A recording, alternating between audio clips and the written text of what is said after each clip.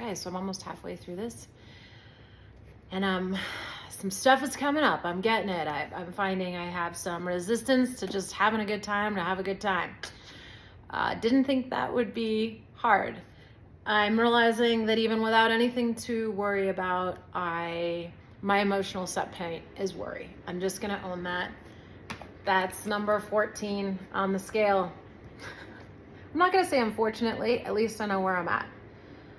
I seem to wake up and immediately be thinking about something, even if it's not relevant or there's nothing I can do about it. I can see now that when I'm in the middle of something at work or where it makes logical sense, I think I'm just trying to solve the problem. But the reality is that's my emotional set point. And that means that that's where I'm just waking up and usually at. And that I think that if I think about things a lot, that it's going to bring me some kind of solution. And so I've built a lot of momentum around obsessing about things that I think need fixing or are on my mind. And that's worry. So a few minutes ago, I was looking at this and I was like, but I can't be at worry, because that would mean to come up the emotional scale, I'd have to experience frustration or irritation or impatience. And I'm not really experiencing that. But I got to get honest with myself. Then the blinds banged against the window because it's windy outside. And I found myself irritated because I had to get up. It had been bothering me while I'm shooting a video for a bit. And I had to shut the window, and I was like, okay, I am easy.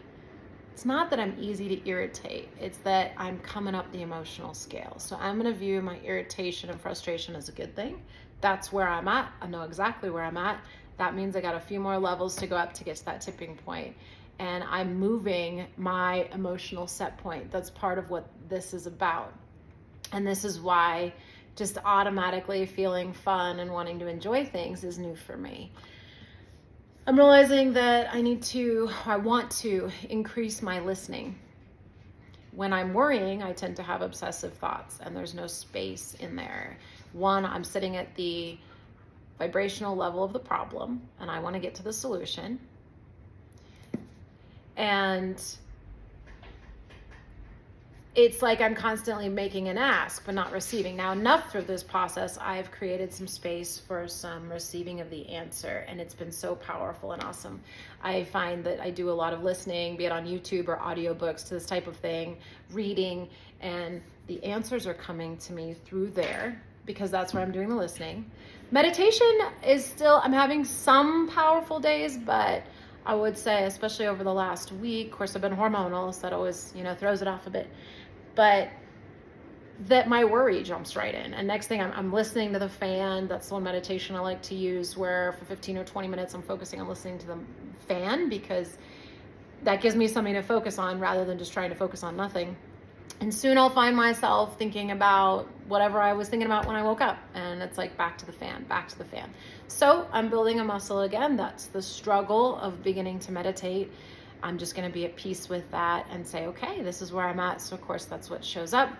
And I'm going to continue to do things that take my vibration up.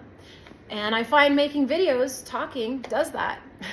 Makes me feel good. And I'm also coming to a place where I'm realizing I'm coming to a place where I want to focus my thoughts when I'm looking at things. I want to see what's right about a situation and look for what I can appreciate.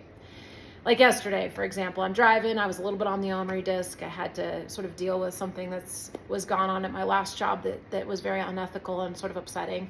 And so kind of on the ornery disc, I get myself pumped up this way, I realize. And so, of course, people on the road were a little ornery. And I'm driving along, and this lady comes up behind me. And I can tell she's going real fast, and I go to get in the right lane. Well, she swung over to the right lane at the same time. Then I see her swing back, and she flips me off as she drives by in the left lane, and kind of blew me away.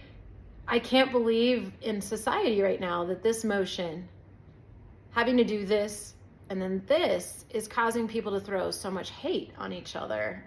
I feel like we need to tell someone to F off. So of course I was a little on the ornery disc, so I drove up next to her and smiled and waved. And I mean, I meant it in a loving way, but like, I'm a human, And this isn't personal, and I'm the person that you just did that to. And so of course when she drove by me again, I did it again. But I noticed she had a flower bumper sticker on her car, and I thought, next time I can focus on that and appreciate that. I want to focus on everything that shows up. How can I appreciate it? This is going to be a new muscle. I'm not going to expect immediate success, but I feel like there's something really in this. I did a Course in Miracles lesson this morning, and one of the reviews was, I can escape from this world by giving up attack thoughts. And I realize now that attack thoughts means judgment or criticism. And I want to have my thoughts filled with love, and I want to focus on things with love. So part of this is going to be also focusing on the things that make me happy, or that I can in every single situation. That's awesome. Was walking the dog this morning and mosquitoes were eating me all over the place. It was a brand new weird thing, but it pushed me to go a different direction. We'd never gone, and it was actually a really cool new path we found, and it was beautiful, and I could appreciate that. So that's what I'm looking for. That's the direction I'm going to go, and we'll see where it takes me.